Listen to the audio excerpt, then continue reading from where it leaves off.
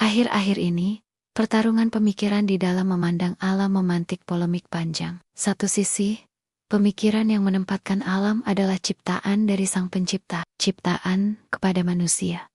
Pemikiran ini dikenal sebagai antrosentris. Di sisi lain, adanya analisis lingkungan yang kemudian menempatkan alam harus ditempatkan sesuai dengan fungsinya, baik dari pendekatan lingkungan, pentingnya lingkungan hidup, maupun berbagai aspek-aspek lingkungan lainnya. Pemikiran ini kemudian dikenal sebagai biosentris. Kedua pemikiran ini kemudian bertarung, dan kemudian menguasai wacana publik di dalam memandang alam. Cara pandang ini kemudian ditentang dalam aliran biosentrisme. Bagi biosentrisme, manusia tidak boleh hanya dipandang sebagai makhluk sosial. Manusia juga harus dipandang sebagai makhluk biologis. Dengan menempatkan manusia sebagai makhluk biologis, maka aliran ini kemudian menempatkan manusia sebagai nilai universal, sebagai jaringan kehidupan, bagian dari siklus ekosistem. Fritjof Capra, seorang filsuf dengan teropongnya, kemudian memotret pemikiran dan perilaku manusia yang memandang alam. Capra kemudian menggugat paradigma yang sering dipergunakan oleh ilmu pengetahuan barat, yang berangkat dari Cartesian Mechanistic. Manusia kemudian tidak memberikan tempat yang seharusnya bagi perasaan atau intuisi manusia di dalam memahami alam semesta.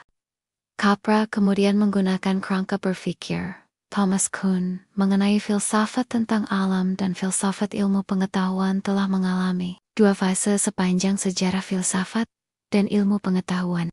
Cara berpikir yang berangkat baik Aristotelian maupun Thomas Kuhn menempatkan pemisahan antara mikrokosmos dan makrokosmos. Makrokosmos juga sering menggunakan istilah misteri alam yang tidak terpecahkan.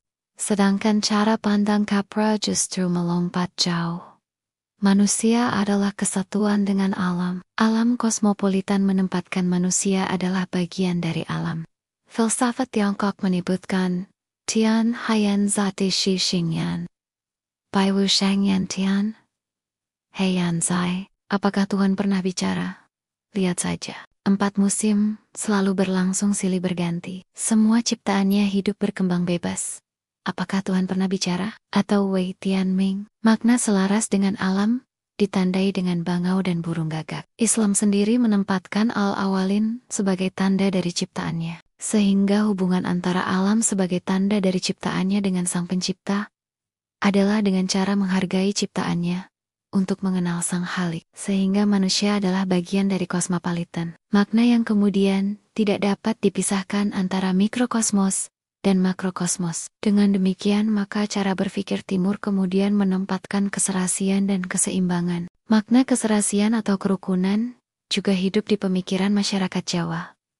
Makna seperti rukun sering dituturkan, negara ingkang panjang punjung pasir, wukir gemah ripah lo jinawi tata, tentram tu Raja Harja. Negara yang terkenal, banyak dibicarakan orang, tinggi martabatnya, luhur budinya dan amat berwibawa. Dalam serat Negara Kertagama Empu Prapanca, mitologi rukun adalah masihi samasta buana, berbuat dan mengasihi sesama. Manifestasinya diwujudkan, memayu, hayuning bawana, harus menjaga ketentraman, kesejahteraan, dan keseimbangan dunia. Makna keserasian atau kerukunan atau rukun, inilah yang kemudian dalam paradigma tentang alam sering disebut sebagai ekosentris, di mana alam adalah pusat dari alam kosmopolitan, lompatan besar di pemikiran barat. Namun praktek yang sudah lama dilakukan dalam alam pemikiran Timur.